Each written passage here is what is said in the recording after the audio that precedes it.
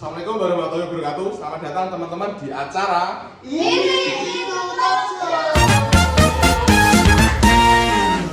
dan Raka Dewata NIM A22 2022 02 akan menjadi moderator di acara ini itu talk show. Saya akan memandu acara ini agar berjalan dengan lancar dan khidmat. Perkenalkan, dengan saya Muhammad Kurnia, NIM A22 2022 02927 sebagai pemateri 1. Saya Rafael Mandeka Wikandaru, NIM A22 2022 02943, saya sebagai pemateri 2. sebelum memulai acara ini saya akan memberi tanggapan kecil untuk Anda para pemirsa di rumah. Jangan ragu untuk berpartisipasi aktif melalui komentar dan pertanyaan di bawah, kolom komentar di bawah. Oke. Selanjutnya pemateri akan memaparkan materi HAM tersebut. Oke. Yang pertama, saya akan menjelaskan berbagai istilah HAM itu ada 3, yaitu natural rights, yang kedua rights of man, dan yang ketiga human rights. Terus munculnya istilah HAM ini karena adanya hak yang tidak dapat diganggu gugat, hak sipil dan hak politik, hak sosial, ekonomi dan budaya, anti diskriminasi dan bias gender. Di dalam HAM ini ada terdapat Undang-Undang Nomor 39 Tahun 1999.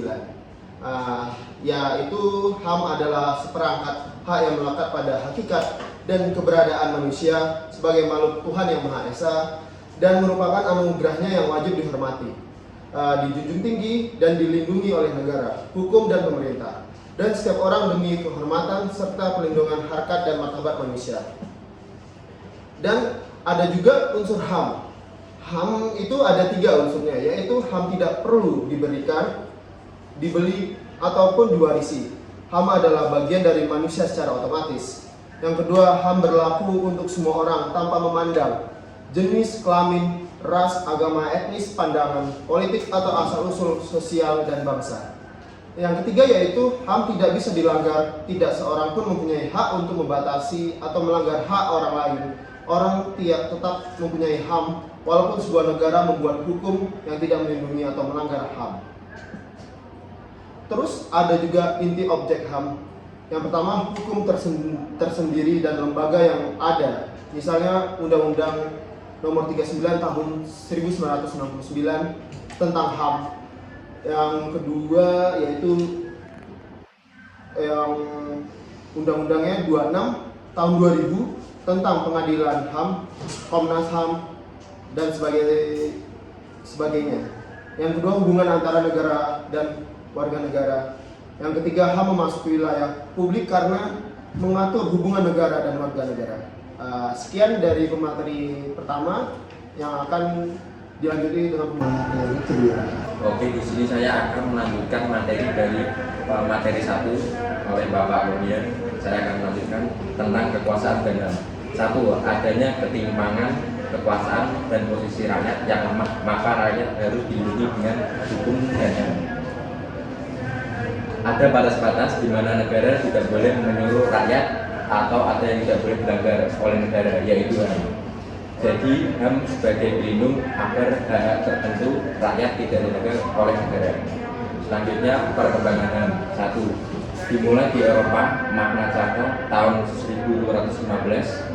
2. Di Timur Tengah terdapat Piagam Magelang. 3. Berkembang pesat pasca Revolusi Amerika pada tahun 1770-an dan Prancis pada tahun 1789 dengan implementasi kreasi politika. Selanjutnya, generasi 1 pada HAM. 1.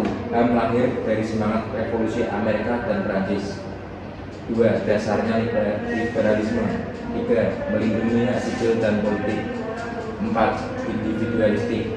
5. Pemilu dapat direkayasa kaum Jewish.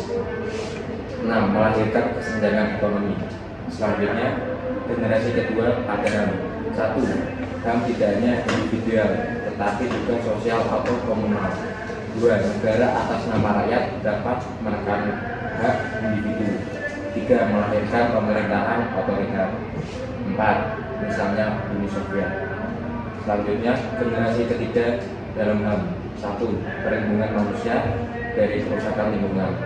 2. Didorong oleh kerusakan lingkungan akibat ulah manusia seperti menipisnya ozon, pemanasan global, kerusakan hutan, dan lain-lain. 3. Yang perlu dilindungi tidak hanya manusia, melainkan juga lingkungan, karena akan mempengaruhi kehidupan manusia. Cukup sekian dari saya, pemateri 2. Terima kasih. Terima kasih pemateri sudah memaparkan materi tentang HAM. Sesi selanjutnya adalah sesi tanya jawab yang akan dilakukan oleh peserta memberikan pertanyaan kepada pemateri. Apakah dari peserta ada yang mau bertanya? Saya. Yang di ujung ya dulu ya, dari kakak. Oke, terima kasih Kak. Perkenalkan, saya Kesha dengan NIM A22 2022-1596 ingin bertanya, bagaimana HAM itu terkait dengan isu-isu lingkungan hidup dan perubahan iklim. Terima kasih.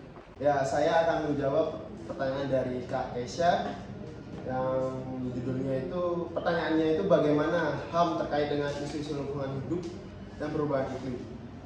Menurut HAM, terkait eratnya dengan isu-isu lingkungan hidup dan perubahan iklim, hubungan ini mencerminkan pengakuan bahwa keberlanjutan lingkungan hidup dan hak asasi manusia saling terkait. Dan perubahan iklim dapat memiliki dampak serius terhadap kehidupan manusia. Bagaimana dengan penjelasan saya? Apakah Kak Kesha sudah cukup jelas dalam jawaban saya? Jelas. Baik, perkenalkan, saya Mardiana Putri Ningrum, NIM A22 2022-02955, ingin bertanya mengenai bagaimana perlindungan HAM diatur dalam konstitusi negara-negara berbeda. Terima kasih. Oke, saya akan menjawab pertanyaan selanjutnya dari Kak Dea, yaitu bagaimana perlindungan HAM diatur dalam konstitusi negara-negara berbeda. Yang pertama, inklusi dalam teks konstitusi.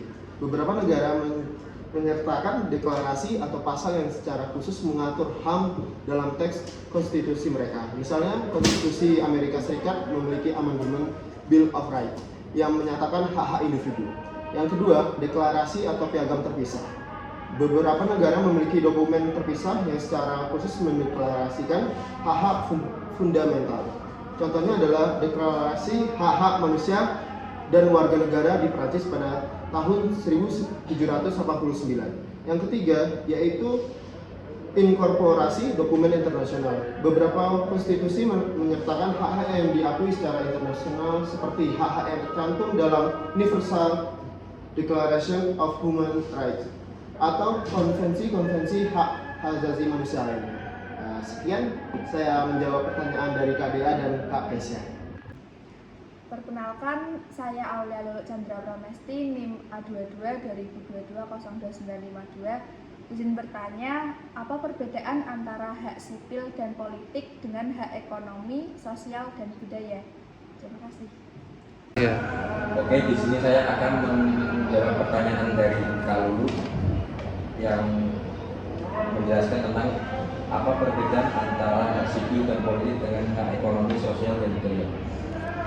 Perbedaan antara hak sipil dan politik dengan hak ekonomi, sosial, dan budaya terletak pada jenisnya yang diakui dan dilindungi di masing-masing kategori.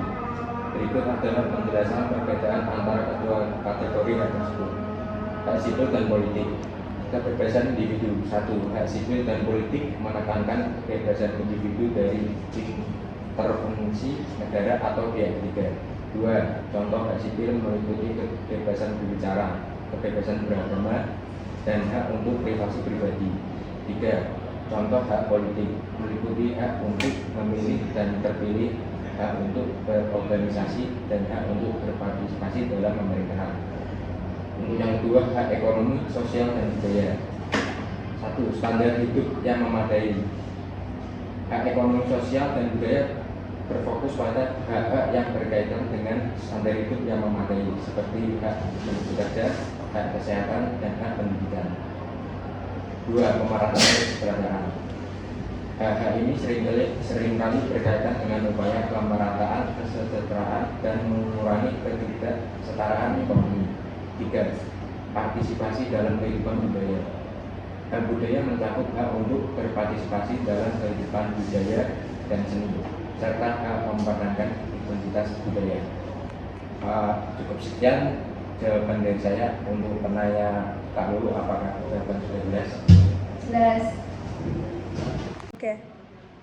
Izin bertanya lagi, bagaimana dampak teknologi informasi dan komunikasi terhadap HAM, terutama dalam hal privasi dan kebebasan berbicara? Ya. Oke, di sini saya akan menjawab pertanyaan selanjutnya dari Kak Dea tentang bagaimana dampak teknologi informasi dan komunikasi terhadap HAM, terutama dalam hal privasi dan kebebasan berbicara. Teknologi informasi dan komunikasi atau TIK membawa dampak yang signifikan terhadap hak asasi manusia, khususnya dalam konteks privasi dan kebebasan berbicara. Berikut adalah beberapa dampak utama. 1. Dampak pada privasi. Pengumpulan dan analisis data positif TIK memungkinkan pertukaran informasi yang cepat dan efisien. Negatifnya, pengumpulan data besar-besaran dan analisis dapat mengancam privasi individu jika tidak diatur dengan baik. Pelanggaran privasi digital. Positif, teknologi memungkinkan koneksivitas dan berbagi informasi. Negatif, ancaman terhadap privasi digital melalui pelanggaran keamanan cyber, pencurian identitas, dan pengawasan yang tidak diinginkan. Yang kedua, dampak pada kebebasan berbicara. A. Censorship digital. Positif, internet memberikan platform untuk berbicara dan berbagi ide. Negatif, censorship digital oleh pemerintah atau platform online dapat membatasi kebenaran berbicara. Pengawasan online dan pembatasan akses. Positif, TIK memungkinkan akses ke informasi global. Negatif, penyebaran informasi palsu atau hoax dapat merugikan kebebasan berbicara dan menciptakan disinformasi. Sekian jawaban dari saya menjawab pertanyaan dari Kak Dea. Apakah Kak Dea cukup jelas dengan jawaban saya? Jelas. Sekian dari kami. Terima kasih.